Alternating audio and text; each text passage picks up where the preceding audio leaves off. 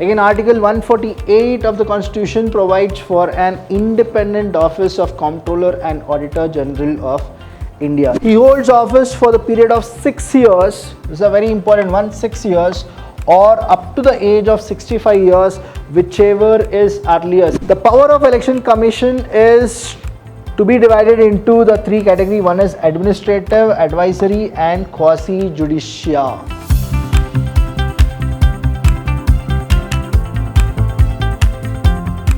Hello everybody, a warm welcome to one and all. I'm B.B.A from the Department of Commerce and Management in Vidhyaashram First Grade College, the Temple of Excellence. Welcome to this session. Now here we're going to learn about constitutional institutions and citizens' role.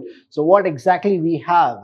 The Interstate Council, that is the Article 263, which deals with this establishment of interstate councils for the coordination between center and state as well as among the different states. Now, who are the people who will coordinate from one state to another state, from the central government to the state government? There is always a question mark, right? Now you got the answer, that is the Interstate Council. They will actually do it. Say once Mahatma Gandhi ji, he said that each and every person in India should be developed, only then the entire country is developed. So he had this, the tier 1, tier 2, tier 3, like that. He had a kind of things where he felt that if everyone are developed, only then the nation will be developed. That's the reason this Interstate Council, they'll make sure that from center to the state, from a state to another state, if there should be any development and there should be anything to be discussed, now we need to have something called the Interstate Council. The President establishes such a council and also defines its duties and organizations. Its decision is advisory in nature and is not binding. They're gonna take the suggestions, but it is not binding, that only that should be taken. That is what it is.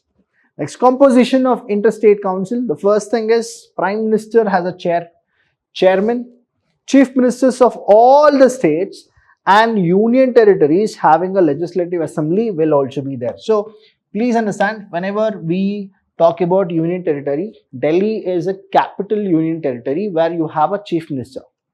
The same way, if you go with it, Pondicherry is also Union Territory, plus you have a Chief Minister. So please do understand that.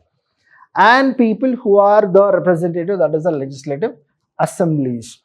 Administrators of Union Territories with no legislative assemblies. Say there are so many Union Territories where no legislative assemblies are there. Say example, Pondicherry and Delhi, they have legislative assemblies, but apart from that, right, Nagar Haveli, Daman, Diu, they don't have legislative assemblies. Governors of the states under the president rule. So wherever the president rule is there you have a person called the governor, again appointed by the president of India. He or she should be there. 6 central cabinet ministers nominated by the Prime Minister, but appointed by whom? By the President. See, any appointment happens in the central level, it is done by the President of India. Any appointment which happens in the state, it is done by the governors. By whom? The governors. So this is what the composition of Interstate Council.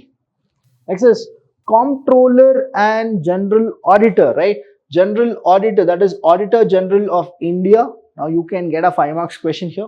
Again, Article 148 of the Constitution provides for an independent office of Comptroller and Auditor General of India. Now what exactly they do? Anything with finance, central and the state, who is the person? The auditor, Comptroller, Auditor General. So here, CAG is considered as the guardian of the public purse, right? The Batwa, the budget. Along with the Supreme Court, the Election Commission and the Union Public Service Commission, the office of CAG is treated as one of the bulwarks of the democratic system. So it is exactly has the same power what this UPSC or any other election commission, which is a statutory body, they also have a very important pivotal role.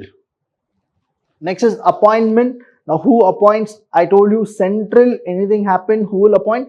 President of India.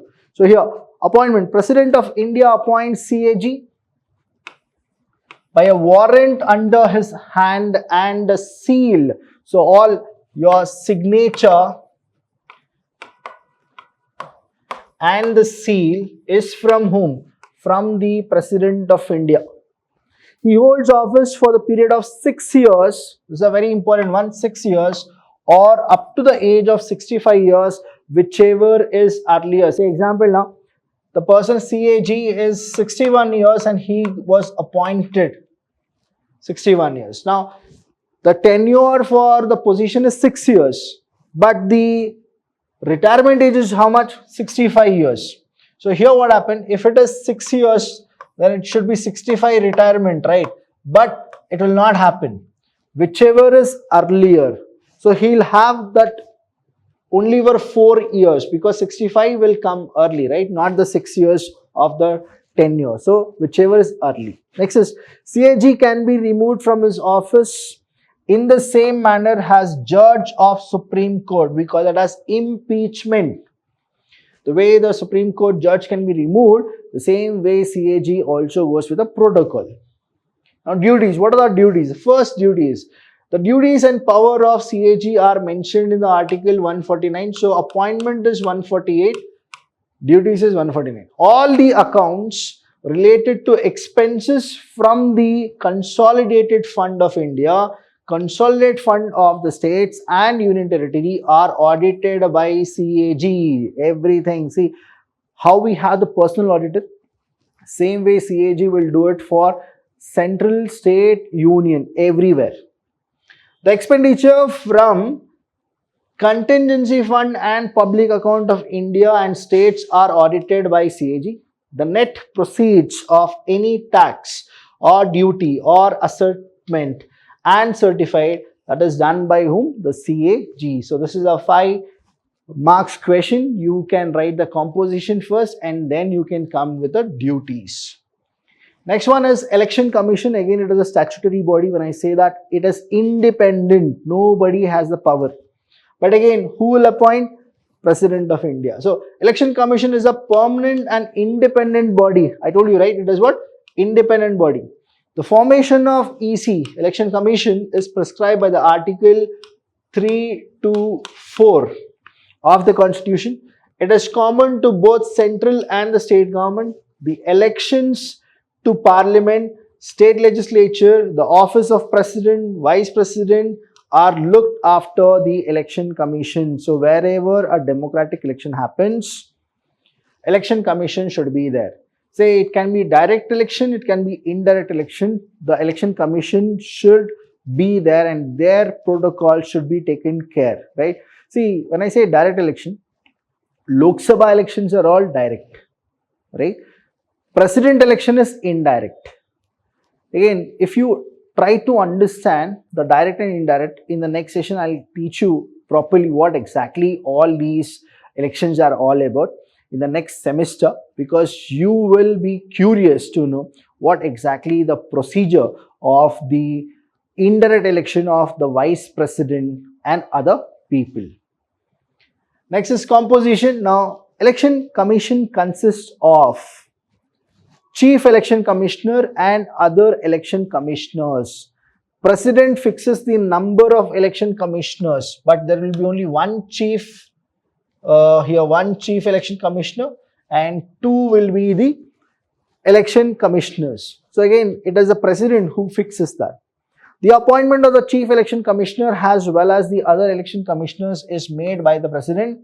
At present, election commission consists of chief election commissioner and 2 election commissioners. The term of the office of election commissioners is 6 years. Again, Auditor General 6 years, or until they attain the age of 65 years, whichever is early, right? Say example now, the person who is the Chief Election Commissioner, he is 58, retirement is 65.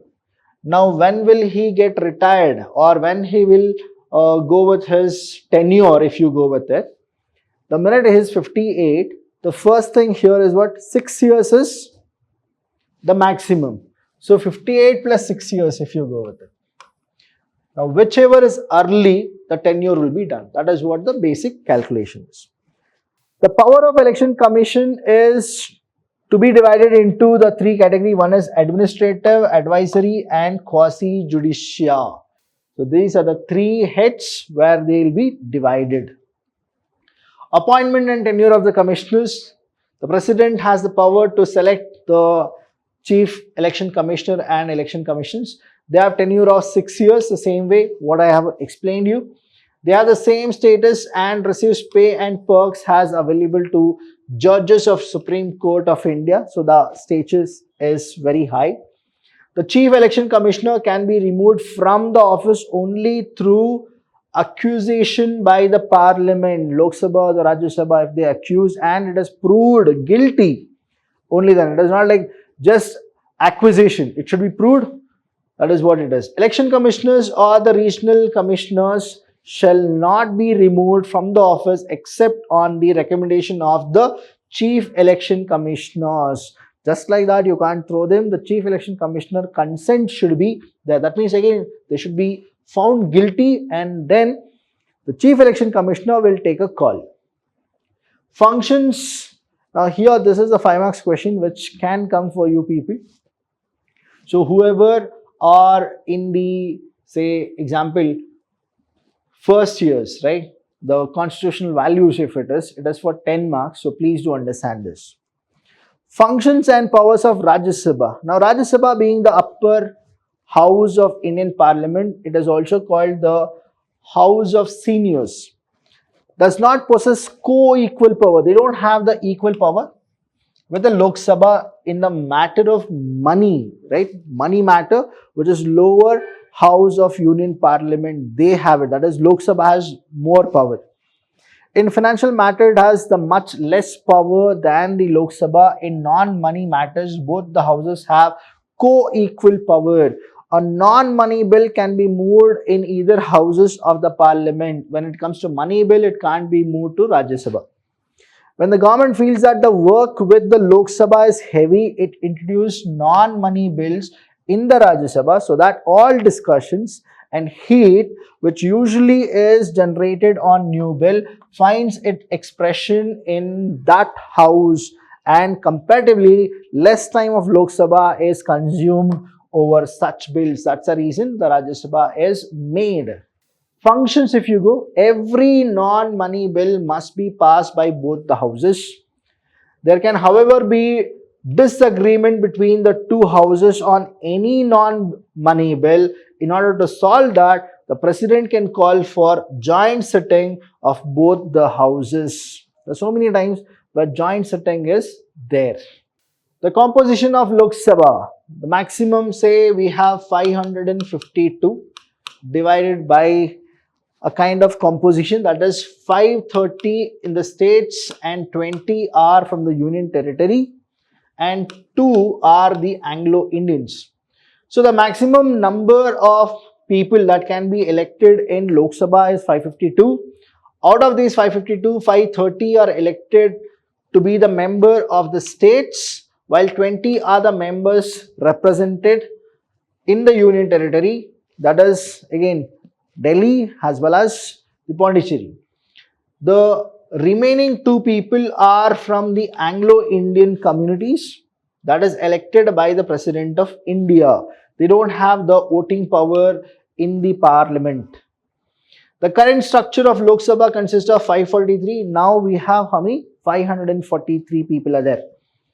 Also, the state representatives are directly elected by the people from their respective constituency. Under the Constitutional Amendment Act of 1988, the voting age was reduced to 18 years from 21 years, and this is done by Rajiv Gandhi, the father of Rahul Gandhi. He did adult suffrage.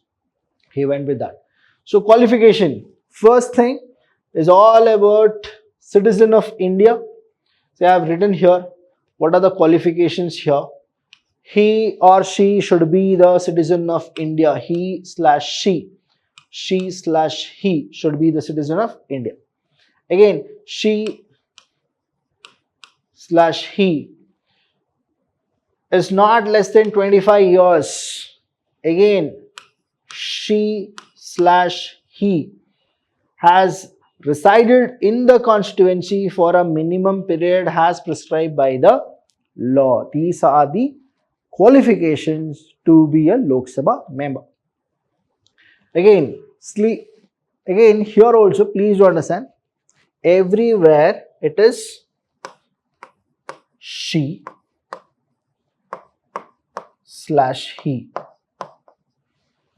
She slash he should not be of unsound mind, should not otherwise be disqualified to become a member of Lok Sabha, should not hold any office of profit either in central or in the service of the state government, should subscribe that he or she owes allegiance to the Constitution of India and will uphold country's unity and integrity. Only then they are qualified to be a member of Lok Sabha. The powers, now it is divided into many. One is the legislative functions and next is executive function. Now in the legislative, what happens is, here directly they are elected representative of the people, has comparatively more power than the Rajya Sabha, which consists of indirect elections. So the powers are more here. Executive, then comes control over the executive, that is under the Constitution of Council of Ministers is jointly and collectively responsible to the Lok Sabha. It can remain in position and authority only as long as it enjoys the confidence of the majority of the House. They can go with the executive functions also. Next is powers and functions. Here if you go with it, electoral functions. The Lok Sabha has also electoral functions to perform in the election of president. The Lok Sabha is an integral part of electoral college which is constituted to elect him. The president election, Lok Sabha plays a very pivotal role. Now here, ventilating of grievances. Lok Sabha has the important function of removing and ventilating the grievance of the people. That is, they are directly elected, right? So they will go with the ventilation of the grievance. The members of Lok Sabha are supposed to be in contact with their electorates. Now they will definitely be in contact with them because whatever they have a problem, the public have a problem, they are the people who are supposed to solve it. Next one is judiciary. Whenever we go with judiciary, please do understand we have Supreme Court, that is the apex court, right? They the apex. They are the supremo. That's why it is called Supreme Court. Then we have the High Court. Then we have the district courts. Now, judiciary is the third organ of the government. It plays a pivotal role in protecting the rights and freedom of the citizens. They are the people who give judgments. The first one here we have is the Supreme Court. The Supreme Court, if somebody hears it, they feel a kind of nervousness, but please do understand, they are only here to save us from people who have cheating us, who are threatening us, who are doing all nonsense. So don't worry about the word Supreme Court, because you should always feel they are the people who are going to give justice. Supreme Court is the guardian of the Constitution. That's why they are what? They are the guardian of the Constitution. Our judiciary is autonomous of the legislative and executive wing of union and state. No MLA, MP or CM, even the Prime Minister or the President cannot do anything. It is a judgment given by whom? The Supreme Court. That's why Supreme Court gives a very important power, that is a veto power, or we call it as a pardon, that is only to the President of India, right? I'll talk more about that later. An integrated judiciary means a single judicial hierarchy for the whole country. The judiciary plays an important role in defensive and rights and freedom of citizen. It plays an important role in analyzing and interpreting the necessities of laws and the constitution. So it will only uphold the constitution. Now, qualification of a Supreme Court, please do understand 65 years is the age limit. He must be a citizen of India, that is the first one. He should have worked as a judge of a high court for at least 5 years, and he should have worked as advocate for 10 years in a high court. Then only they can be the Supreme Court judge. So here, he should have worked as an advocate of high court for at least 10 years. Then they can be the Supreme Court judge. Powers, original jurisdictions. Now here, what all the jurisdictions they'll come? Dispute between the government of India and one or more states. Dispute between two or more states. That's why Kaveri problem, that is Tamil Nadu, say Karnataka, where it goes? Supreme Court. The writs are issued by the Supreme Court for the enforcement of the fundamental rights. Anywhere your fundamental rights are being taken by somebody else, right? The state or by anybody, you can go to the Supreme Court. Next is appellate jurisdictions. Now here, when you go with it, please do understand, the Supreme Court is the final appellate court in the country. Has regarded the appellate jurisdiction, the Supreme Court hears appeals against the decisions of High Court in civil, criminal and constitutional. So they are the supreme, that is the final appellate. So if anything happened in the district court, you can go to the High Court. Anything happened in the High Court where you feel, no, I have not got justice, you can go to the Supreme Court. That is what it says. So you have gone with two things. The next is advisory as well as miscellaneous jurisdictions. The Constitution confers of the President of the power to refer to Supreme Court any question of law or fact which in his opinion is a public importance. I told you, right, that power is given to the President. So that is what it is. Miscellaneous, the law declared by Supreme Court is binding on all courts within the territory of India. The Supreme Court is authorized to make rules for regulation, that is regulating generally the practice and procedures of the court with the approval of the President. Again, they can make big statements. They can change the course of law for the benefit of the people, but they should take advice as well as they should take the approval from whom? From the President. That is what the Supreme Court does. Powers and functions of Supreme Court, again, judicial review, that is the review can be taken. The power of the judiciary to declare a law as unconstitutional is known as judicial review. Disputes between central and the states can be taken care. To interrupt and clarify a provision of the Constitution about which there are some doubts and differences of opinion, they'll come and they'll take a decision. Protecting the fundamental rights, that is the main thing. Those laws passed by the legislature which are not in accordance with the Constitution, that will also be taken care by whom? Supreme Court. So any doubt regarding the entire session, please do call us. We are always there to help you. Thank you so much. I'll see you when I see you. Thank you.